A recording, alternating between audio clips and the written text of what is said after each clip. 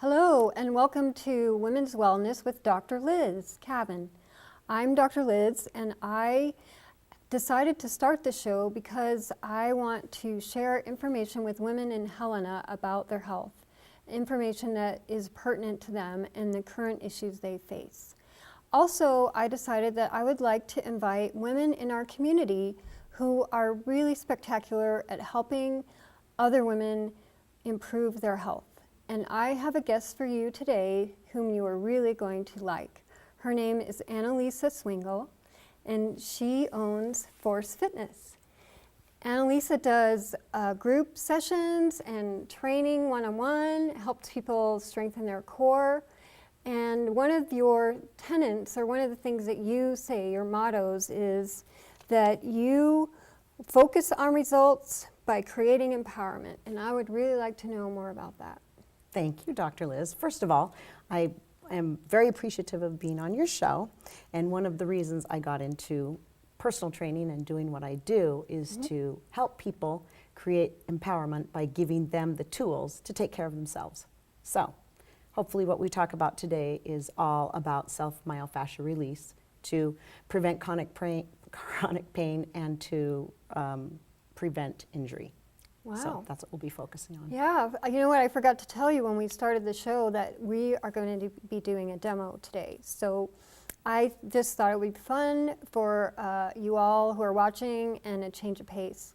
And also you'll get to see how good Annalisa is what she does. So I also wanted to say that one of the mottos that you have, we talked about the main motto being focusing on results and creating empowerment, and another one is if it's worth doing it, do it right. And can you talk a little bit about that when you say if it's worth doing Absolutely. it, do it right?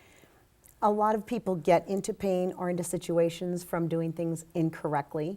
So I always feel if you are going to put the time and energy into whatever you're doing, whether it's exercising, dieting, or learning about health in any aspect, it's easier if you do it right than learn the hard way by injuring yourself or doing it wrong and having to go back and do it right. Mm-hmm.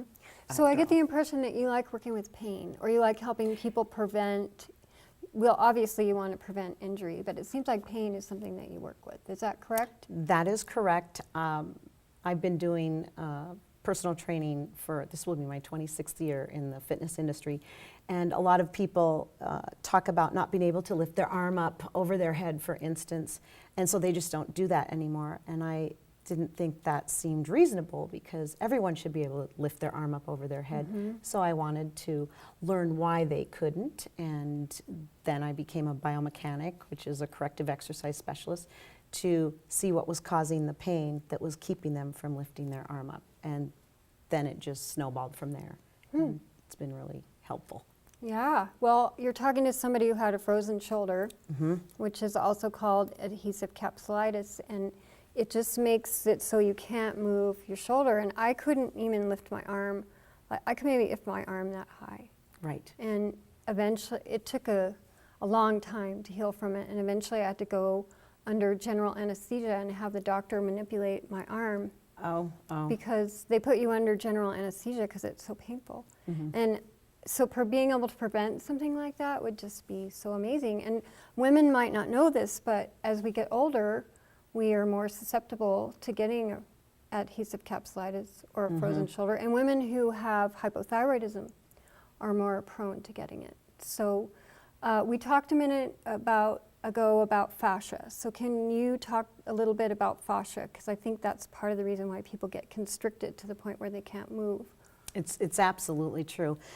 We have fascia that covers all of the muscles throughout our entire body, and it keeps you from being mobile if you have an injury. So what people typically do is quit using the muscle, or they overstretch it, or they injure it, so they allow it to get even tighter and tighter. Well, myofascial release techniques are what I will demonstrate today. You break down the fascia, and then you will be able to manipulate the muscles, such as stretching it or moving it. Way better, unless you were just going to stretch it by itself.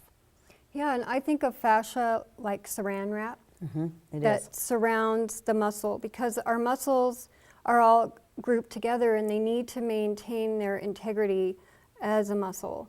And not only our muscles, but our tissue, our organs Correct. too. Everything's covered in fascia, or what I like to call saran wrap. And That's the best way to describe it. So I like to peel back the saran wrap to get to the muscle to be able to use it better. And if one person is compensating for lack of movement in their shoulder, I can guarantee there's something else that's tight as well. yeah, we want the saran wrap to have, or the fascia to have some give. Yes. And what can happen is it can get really tight. Is that correct? That's absolutely correct. And from my experience, drinking water is something you can do to help Right. the fascia.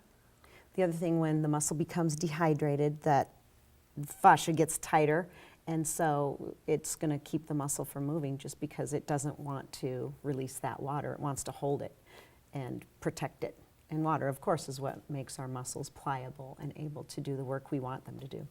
Yeah. Well, why don't you show me how I can take care of my fascia or take care of my muscles? Let's do this. Prevent All right. injury. I'm going to have you sit on the floor Alrighty. with your feet facing me. Okay. So we're going to work on your calves only today, but typically we would do the entire body the same way, and it's the same idea. And what's this thing that you have in your hand? This is a trigger point therapy foam roller. You can get these on Amazon.com or at Target or anywhere that sells exercise equipment. Okay. And you kind of do want the really hard ones. I mean, it's a little painful, but there's a reason. It's your body, you know, Okay. releasing its saran wrap. So I'm going to have you put your ankle right here, just at the Achilles tendon. We're going to cross this foot. You're going to draw 3 circles one way with your toe, and that's the and I bottom can one. feel that for sure. Woo! And then point and flex. I sit a lot. Yeah. Sitting makes everything tight, especially on the back line. So I always start with the calves and I work my way up. So then I need to move it up a little bit? Then you'd move it up 1 inch and you're going to work your way up the calf till you get to the back of the knee. And then we move to another muscle group. And you would do both legs, of course.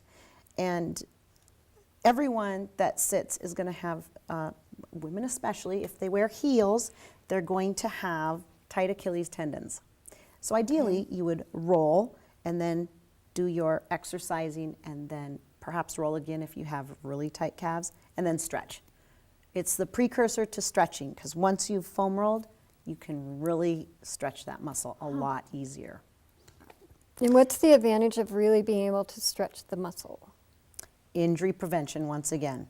So you wouldn't go out and exercise without warming it up first. This is a great warm-up that you can do before you exercise. Wow, I can really feel that in my calf. Really feel it. And it's pushing blood into that muscle and it's preparing it to do some work. So I have a question for you. A lot of women, when they're entering menopause or they're getting older, they experience leg cramps. Is this something that would help prevent leg cramps? It totally would. There's quite a few things that happen with menopause and women is typically they slow down their exercise, and because they don't feel good and they have weight gain and it's a snowball effect. All these things start to happen. But foam rolling is a great way to continually push blood to that muscle. So then either if you do exercise or you don't, you can at least stretch it and use it better. Okay. And dehydration is another leading cause of cramping. Okay. Yeah, because I was getting some for a while. I'm not getting any right now because I've been hydrating. Nice. And but as I'm doing this, I was thinking, wow, this would be a great way to help address leg cramps or prevent them. Absolutely. The other thing is if you are dehydrated, 9 times out of 10 your electrolytes are out. So you want to make sure you're getting all your minerals, your trace minerals, your electrolyte. Yeah. So that's just another thing that I like to share with my clients. That's a good point. I often will drink coconut water because it has Perfect. potassium and magnesium and calcium. Perfect. Right? So let's take a look at the IT band for people who sit. Okay, can you let's show where people where the IT band is because they might not know what that is. So the IT band runs from the side of the knee and it goes all the way up to the hip. And Okay. it's a very tight, sinewy band of muscle, basically. that when you sit, it's always in this position, and so it becomes even tighter. So let's do this leg, and I'll have you start on the roller at the side of the knee. Okay. Feel free to make noise because it doesn't feel comfortable. So do So I like cross this in position, front? yes. Go ahead and cross this knee, go down onto your elbow, and then you can lift your hip up, and then just push yourself over the roller. Yeah, I'm definitely feeling that. And you'll want to do both legs. Oh, yes. And I like how you're keeping your leg really straight, because a lot of people want to bend it to get rid of that pain, but the whole purpose of the foam rolling. Feel it. Yeah. It hurts. It hurts good. It hurts so good. It does hurt good. Great. I'm just going to show 3 rolls today. I'm going to have you actually sit on the roller now. Because people who sit a lot, these are the 3 areas that are the most important. Let's take this ankle, put it on this knee. Okay, like that? Perfect, yeah. Okay. And now you're just going to massage that gluteus and see if there's any pain in there. I really like this hard, what did you call it again? It's a trigger point therapy foam I like this trigger point therapy roller. It feels really good. It feels better than one of those styrofoam rollers. Right. It's going to be a little bit firmer, and it's going to be able to dig into the muscle more, and I think you'll get more out of it. Yeah, and I like that it's short. Right. Right, you can just carry it easily. Right. Or store it easily instead of one of those long. The other thing I tell my clients if they're traveling and they don't want to take their foam roller is they can take a tennis ball and they can do the same thing. You can put it on the floor and you can do your calf just as you would, but you can always travel with something to release your fascia. It's just... Yeah, I tell my patients to do that. I tell them to take a tennis ball and lay on the floor, or you can lean against the wall. Yes. If you have a hard time getting on the floor, getting up and down, you can lean against the wall and roll the tennis ball into your glute, and it feels really good. And same thing with the chair. You can use the chair. You can place the tennis ball in the shoulder blade, between the blade and the spine, and get the same results there for people who have a hard time getting up and down on the floor. So what is this other thing that you brought with you today? Well, I just have so many fun things. This is called a Sara King, and you can actually use it seated, and it has lots of little handles. So for people who have frozen shoulder, you can't move your arm, you can take this little end and you can put it right between the shoulder blade, and you don't have to use your arms at all. All I'm going to do is push away and then dig into where I feel any knots. That's really what you're trying to do, is work the knots out. It's so you want to stand up maybe and show them what it's... Absolutely. Yeah, there you go. So I want to go right here, and then so your shoulder blade is right here. Yeah. So you're on the inside of your shoulder blade. Right. And the other thing is, if I have something on the top of my shoulder that I want to work out, I can dig that into it. But the beautiful thing is I don't have to use my shoulder to use the Sara King. Yeah, I used to have one of those. I don't know what I did with it. I need to get another one. You can also use it for your legs. You can dig these knots in, this little knob into the knot, and just really release it. So basically... You can probably use it on your hip too, right? Absolutely. Could you go like this? Yep. Like that? Anywhere you want to put that, you can do it. Yeah, it feels... We're full of knots. Yeah, I really like these Sara Kings, and you can get these on the internet, right? Internet, yeah. Anywhere that they sell myofascial release items. Trigger point therapy probably has their version of it too. So in recap, we want to remind people that the fascia is like a saran wrap that wraps around the muscle and holds it in place. Correct. And you don't want it to get so tight that it's kind of strangling the muscle. Right. And you want it to be looser so that the muscle can do its job better. And one way to do that is be drinking water and getting electrolytes, and also doing this. Myofascial release and stretching, of course. Stretching is, it is essential. You want to stretch after you foam roll. Okay, and so you don't want to stretch and then foam roll, or you don't Right. want to exercise and then foam roll. You want to do it at the very beginning to help the fascia. Right, but let's say if you do exercise, you are going to get tight from the exercise, foam roll again, Okay. and then stretch. That's what you should always end with, is your stretch. And that helps prevent injury and Yes. the muscles from tightening up too much. Right. Correct. And when you're stretching after you exercise, you have a lot of blood flow to the muscles. Right.